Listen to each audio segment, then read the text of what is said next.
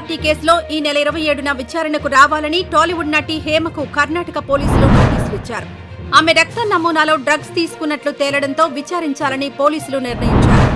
తాను రేవ్ పార్టీలో లేనని బుకాయిస్తూ తొలుత హేమ ఓ వీడియో విడుదల చేయగా బెంగళూరు పోలీసులు ఆమె ఫోటోను రిలీజ్ చేసి క్లారిటీ ఇచ్చారు.